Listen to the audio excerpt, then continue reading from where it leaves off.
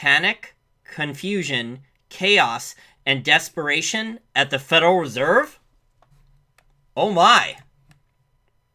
Remain calm. All is well. All is well. Okay, so if you're not familiar with that audio, that is Kevin Bacon's character from Animal House. So it's a really hilarious movie. It's a classic. National Lampoon's Animal House. That movie would probably not have been made anymore due to politically correct culture. It was very politically incorrect. So, the Federal Reserve, let's talk about their track record. They have a very long-term track record of making bad predictions, bad modeling, bad guesses, bad policy. So, I've been covering this for a very long time on my podcast, Fed Policy, Fed Analysis, and there is an overarching theme here. And the theme of the Federal Reserve is, in my coverage, that the Fed routinely makes enormous mistakes and that things are never go as the Fed plans. So the Fed last year, let's talk about last year, just the mistakes last year because they're kind of fresh on my memory. So the Fed had planned more interest rate increases going into this year. Last year on their dot plots, they planned more rate hikes. The Fed funds rate only got to 2.5% now. It was at 0 going into 2016. So the Fed is only at 2.5% now after the interest rate hikes, small quarter point ones on the Fed funds rate. The Fed had planned last year alone just to get to above 3%, probably even to 4% before the next official U.S. government recession. The Fed's balance sheet, even more mistakes. The Fed had planned to reduce the balance sheet further with quantitative tightening. They had planned to get the balance sheet far below the levels it is at now at in the past it was at 4.5 trillion. Now it is down to 3.8 trillion. So the Fed has not even gotten barely above 15% off its own balance sheet, officially at least. Unofficially, who knows? Officially, they've only gotten a little above 15%. From 4.5 trillion down to a little below 3.8 now, I think. So, large mistakes from the Fed. Fed comes up with a new policy. The PhD economists there write new papers. The Fed has a plan, and 2 months, 3 months, 6 months, a year or less later, the plan is ruined. So, I think there is a lot of evidence. You could go back and look at the dumb predictions, the dumb guesses, the bad modeling, the equilibrium models. Jim Rickards has talked about the equilibrium models, the balance of that, which assumes the efficient market hypothesis and that government intervention this is a very general summary of it. If you want more details, I'll put the Investopedia link about the equilibrium models, but it's a bunch of math that they can model the economy accurately, and that if there's government intervention or intervention by the Fed, that they can move things towards equilibrium. But the markets never work on equilibrium. On top of this, yes, Jesse brought up the debt ceiling. So I was going to bring up more mistakes. So the Fed, with the rate hikes last year, a lot of people are criticizing the Fed for doing one too many rate hikes. Well, the economy is so weak, so much more debt was borrowed, especially by U.S. corporations, that the Fed hiking rates with even quarter point increases to only 2.5% almost blew up the U.S. corporate bond market. Okay, that's how bad things are. The Fed didn't realize this until, they raised rates another quarter point, and then General Electric had problems. And then there was a freeze in November and December. There was no capital raised, I think, for over 2 weeks in the corporate bond market. So lots and lots of mistakes. Panic, confusion, chaos, and desperation. And this all goes back to Keynesian economics and neo-Keynesian. The economy, trying to model the economy, thinking that they can intervene and pull levers and get the economy to behave and market participants to behave how they want. And it just does not work that way. I don't know if the Fed assumed that when they lowered rates that much that the U.S. corporate bond market was going to increase by more than fourfold in about a little over a decade. And that's what's happened. So the Federal Reserve dumping its balance sheet, if they dump the balance sheet more, asset prices could collapse. That's why you're seeing, on top of that, that's why you're seeing the Fed talk about quantitative easing. And the other major reason, and Jesse pointed this out in the live chat, is now you have foreign governments which are now net sellers of U.S. Treasuries. So eventually, and it's probably going to be sooner than later, probably over the next couple months, no one knows the exact date, but probably in the next 2 to 4 months, you're going to see the Federal Reserve have to go in and have to, with financial repression, with Japanification, because the U.S. federal government cannot afford to borrow more and more debt at higher and higher interest rates, you are going to see the Federal Reserve come in and have to go and buy that government debt. It's either that, or it's going to be the primary dealers, or it's going to be a combination of these things, of the primary dealers, the large banks, in hold-to-maturity accounts, the Fed increasing, reversing QT, ending QT. QT is supposed to end as soon as September. Maybe it ends even sooner than that. And then the other entities stepping up at the Treasury market, maybe the bond mutual funds or the bond index funds, those guys, and the pension funds. Those guys are pension funds, unfortunately, as I've covered recently now, I think, unfortunately, a lot of pension funds are dumb money. So the Fed has made a lot of mistakes on top. And let me add the panic argument. So here's 2 examples of panic now. There's been, most people are not aware of this, most people are aware of the Christmas Eve emergency meeting, right? That the Fed actually put out on its Twitter. I covered this. The Federal Reserve, there was Steve Mnuchin, the Treasury Secretary, put out on his Twitter, and it talked in the press release about the plunge protection team, the Treasury, the Federal Reserve emergency meeting, right? Well, there was also, just a couple months ago, a second emergency meeting. TheStreet.com reported that there was a second emergency meeting. I think it was in March or April. So I talked about that, and I put links to articles like a while ago. So again, this overarching theme about the Federal Reserve is they make enormous mistakes. They're incredibly wrong in their prediction. I also think that there's a lot of infighting at the Federal Reserve, that things are so bad with the Fed's balance sheet and how they cannot get the real economy doing what they think, because they want more inflation. Even though real inflation is much higher than their official inflation statistics, they want higher regular inflation statistics. They want a bunch of things to happen in the real economy that are not happening. So the Fed is panicking in a lot of different ways. Also, you have a lot of people at the Fed who are PhD economists at all different levels, whether they're, just the researchers or the research level economists or others, and they're putting out these papers. There was the February 2019 paper from the San Francisco Federal Reserve talking about how negative interest rates, if they were implemented in 2009, would have accelerated the recovery in the U.S. economy. So there are a lot of conflicting cross currents at the Fed, but Ben Bernanke did trap the Federal Reserve. Okay, he moved down to ZIRP very quickly, and then he started QE, and he started rapidly expanding the Fed balance sheet. And from there, Janet Yellen didn't want to change too much. I guess probably because she wanted to make sure Obama got reelected. And, here we are. Well, actually, I think Bernanke stayed for Obama's second term. So Yellen didn't want to hurt Obama's legacy. Yeah, I think Bernanke was there for 1 or 2 more years in Obama's second term. Yeah. Yeah, because I was at Investing Daily in 2013, and Bernanke was getting ready to leave. Yeah, and then Yellen took over shortly after that. But Yellen didn't do anything. She could have, but she agreed with a lot of what Bernanke said. So there is, I think, beneath the surface, the Fed pretends it's in control. The mainstream financial media pretends the Fed is in control. Most people in the mainstream financial media and a lot of professional money managers will not criticize the Fed, and if they do, it's only slightly. They do not harshly criticize the Fed. The Fed has made a ton of screw-ups, but the Fed has the world reserve currency. They can paper over everything. It's like the irresponsible little kid when their pet dog that they just got poops all over the house, and then the kid puts newspaper on it or sweeps it under the rug and says, "Mommy, I cleaned up the mess." That is how I feel the Fed is. Pretending that they're in control, pretending that they're doing the right thing, pretending that they know what they're doing, and then here we are, mistake after mistake after mistake after mistake after mistake. But they have the world reserve currency, and they can just create new credit bubbles. They can do QE. They can print over the mistakes for now.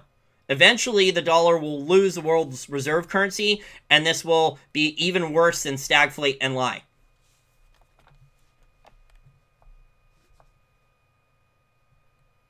Another bright idea. Ben Bernanke, I talked about this week. Zero coupon perpetual bonds. So they are throwing a bunch of different things at the wall. I'm sure they're discussing dozens and dozens and dozens of plans. But anytime the Fed has a plan that they announce publicly, it's almost always going to backfire and screw up in their face. They've thought last year on their dot plots, they thought they would get a good amount of rate hikes this year. And then in December, the last rate hike almost blew up the corporate bond market and the junk bonds. Okay? And they weren't planning necessarily on doing massive amounts of QE, but now the foreign governments are dumping the U.S. treasuries. So now they're going to have to step in the near future and start being the buyer of last resort for U.S. treasuries too. Oh, I'm glad you liked the Denny McMahon interview. I spent a lot of time getting that booked.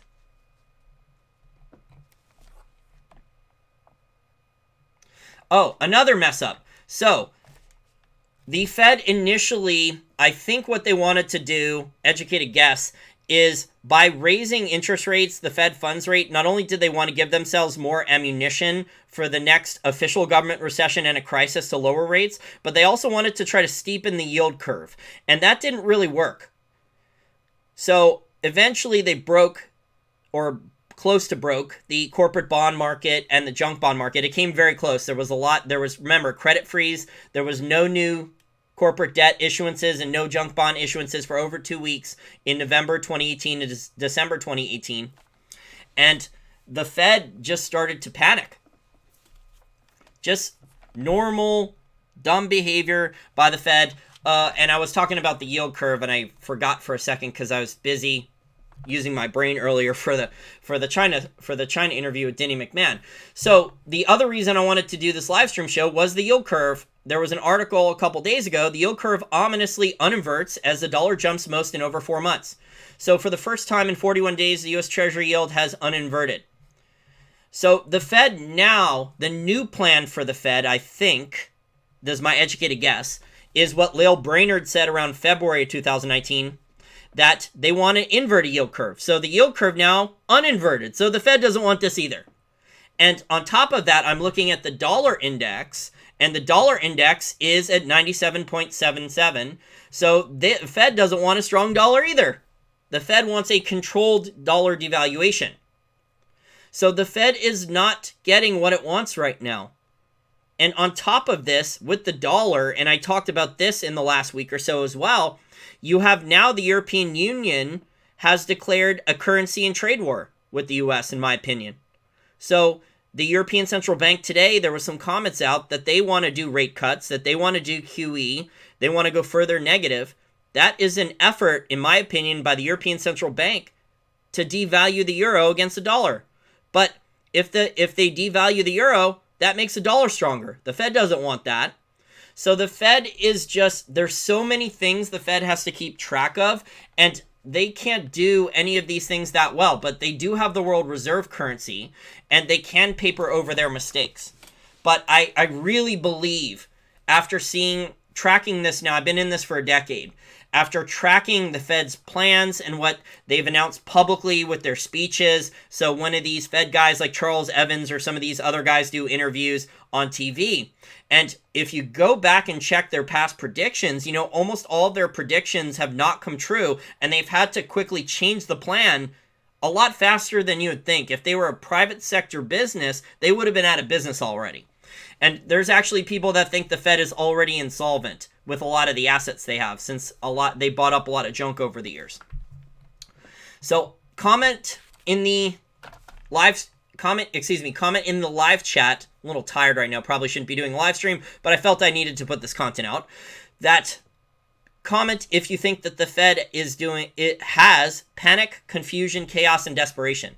And I think there is. I think there is an enormous amount of debate and arguments, and probably even yelling and screaming behind closed doors, as much as PhD economists can yell and scream at each other who are making six figures.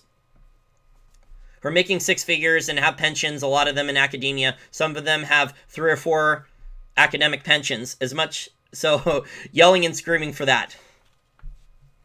But I think the Fed is trapped. I think most people inside the Fed would not admit that, maybe a few. a very small percentage. But Bernanke started it.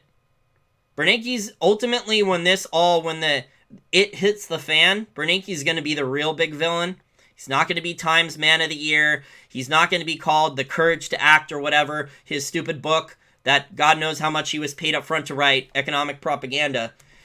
He's going to end up being the real villain because the other people didn't want to do anything else. He trapped the Fed, just like the Bank of Japan got trapped, just like the European Central Bank is now trapped. The People's Bank of China is now trapped too. So I think behind the scenes, the Federal Reserve is panicking. There is a lot of confusion and chaos. And there is even, at some point, there will be desperation, especially once the QE program restarts. Because then they're going to say foreign governments are now net sellers of treasuries. It's going to look really bad if the Fed is buying more and more U.S. treasuries, especially if the bond funds and the bond index funds are not big buyers.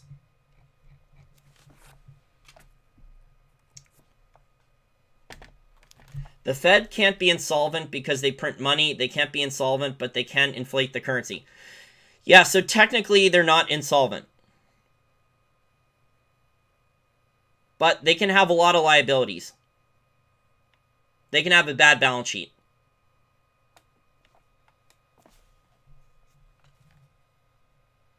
Oh, I'm not answering gold stock questions. Yeah, the debt ceiling is a big deal. The debt ceiling is a big deal. The Democrats are using that as political cover right now. We'll see what happens. They're holding the debt ceiling hostage, even though both parties know that the debt ceiling has to go up. It's like one of the few things the congressmen in both political parties can actually agree on is that they can't reduce the debt ceiling, they can't cut government spending. Okay, let me check my notes and see if I covered everything. So I think a lot of this stems from bad Fed models and bad economic data. They're using bad data. So they wanted inflation higher. There already is a lot of inflation in the real economy. If they had honest real inflation statistics, they would realize that inflation already is a problem. And they're doing these interviews. Some of these guys actually believe this shit, that there is not enough inflation.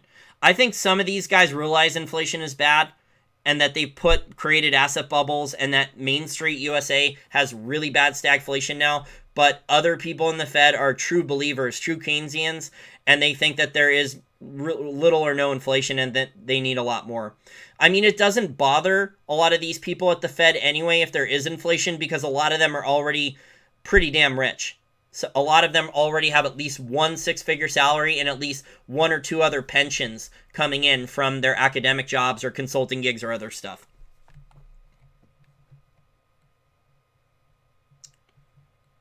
Yeah, the Fed will definitely have to print more money, Lena. It's a question of when and not if. Because now the foreign governments are now net sellers of U.S. treasuries, and the U.S. federal government has not slowed down its spending. It's increasing.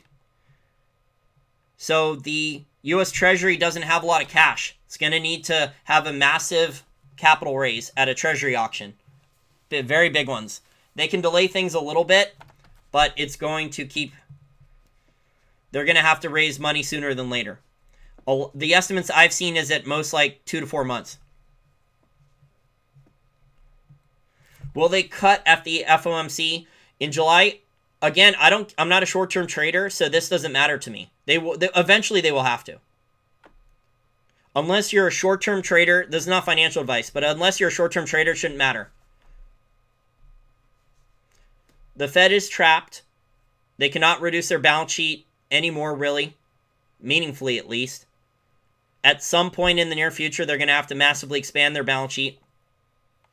They can maybe take off like another $100 billion, but that's insignificant. They sold a little over $700 billion worth of assets on a $4.5 trillion balance sheet, officially at least, and that's really only about a little over 15%. And that's all they could get. That's all they could reduce the balance sheet by. Milkshake theory, I think asset prices could still potentially go higher even with a strong dollar because on a relative basis, the European Union is a mess. Emerging markets are a mess, especially with their dollar-denominated debt. And China, as I've tried to highlight, China is a mess too. Despite what the people in the gold community and despite what many people in the alternative media say. So there's still, this would be, the milkshake theory also would be setting things up for the last 2 or 3 years prior to the October 1929 crash. Because remember, the England had a stock market crash in 1927, and after that crash, a lot of money from Europe came into the United States, and that was really the blow off top where the U.S. stock markets went parabolic before the October 1929 crash. So I think things could be setting up similarly. There already is a lot of capital flight that has left Europe, left China, left emerging markets. A lot of it has come into U.S. real estate, U.S. stocks, and bonds in the U.S. too.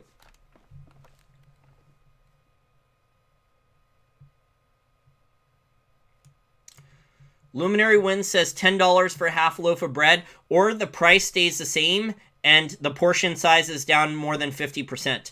I was eating at this restaurant chain that makes pretty good deep dish pizzas called BJ's Restaurants, and this was over the weekend. I botched the story a little bit with my friend. The menu prices were up $4 each, but they had changed the menu entirely. So the prices were all up $4 for everything, and the large pizza that we used to order was now the size of the medium. So they increased the price by $4 on the large pizza for the regular price, and then the size of the pizza went from a much larger size large pizza down to the size of what the medium pizza used to be.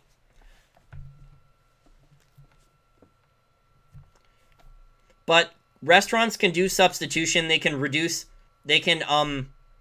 get rid of quality ingredients to try to save money.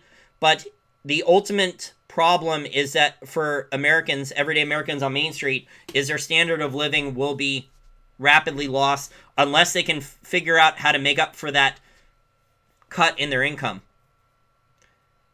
Because inflation and taxes, currency devaluation and taxes, stagflation and taxes, you have to figure out how to replace that income. And for most people, that is too difficult. The average person working a job cannot go to their boss and ask and say, hey, there's like a 12% inflation rate here every year. Can I get a raise? Maybe in the 1970s, people used to get from what I've heard, stagflation raises, but those days are over. Asking a boss for a raise now, in a lot of cases, is a very, very bad idea. Most people are lucky to have a job, especially a full-time job. So that means people are going to have to hustle. That means you're going to have to get a side job. You're going to have to learn skills or figure out how to build a side business or online business or something like that.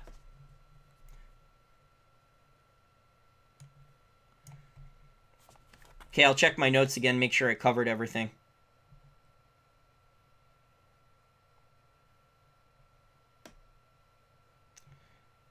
Yeah, so the Fed is really pissed about the dollar index. They are worried. And remember, they're watching $2 indexes.